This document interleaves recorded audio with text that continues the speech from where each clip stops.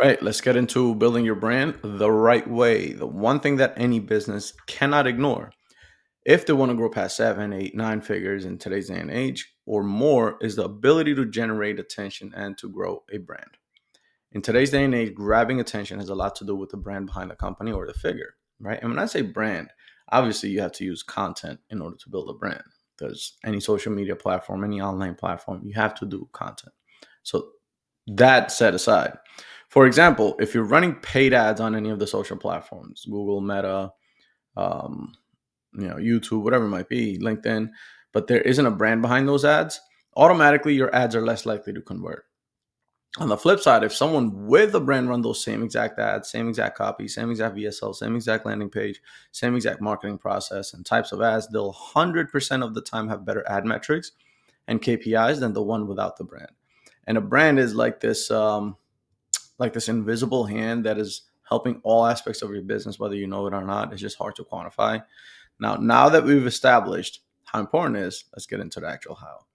The how is valuable content. I know it sounds simple, but that's the reality of it. You have to continuously provide so much value to your audience that they follow you and your brand strictly to just get that value. You have your niche or your vertical where you sell your services or product. Now provide value to that niche or vertical on a daily basis. And the most beautiful thing about building a brand is that once you've garnered the attention of your audience, you can sell them a different service or a different product down the line, right?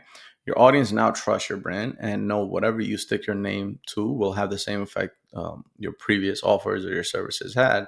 They'll happily pay you for those services, given it solves their problems, right? You can see all these examples. You got, let's take The Rock, an actor. He's now selling Terramana tequila. He has hair products out of all people, right? And like point being, and you can look at other examples. There's people selling clothes, people selling shoes. There's people selling services. There's people selling all this type of stuff.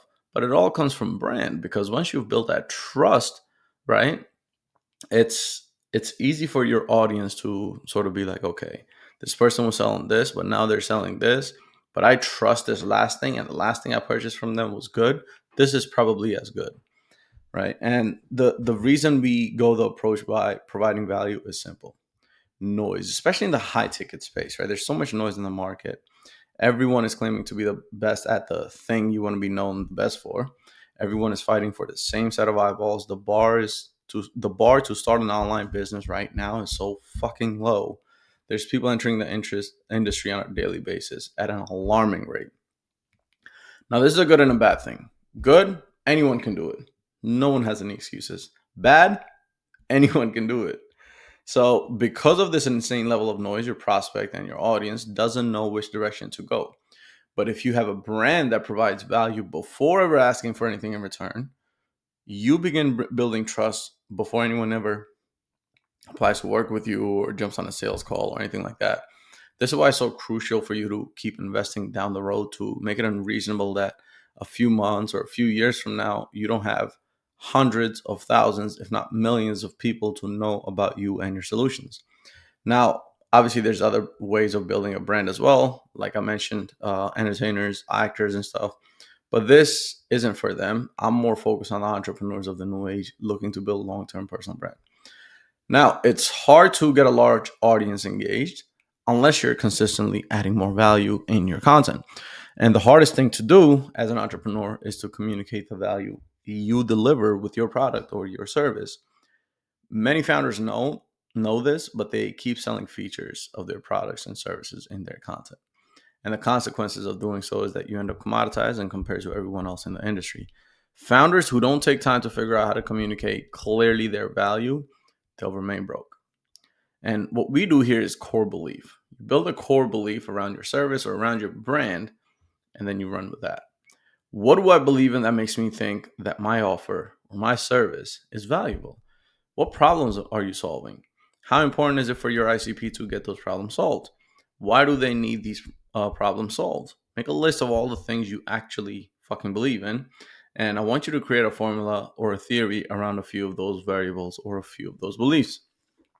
And then obviously you leverage that to change your market's belief in your content By the time they get to the sales call, easy deals.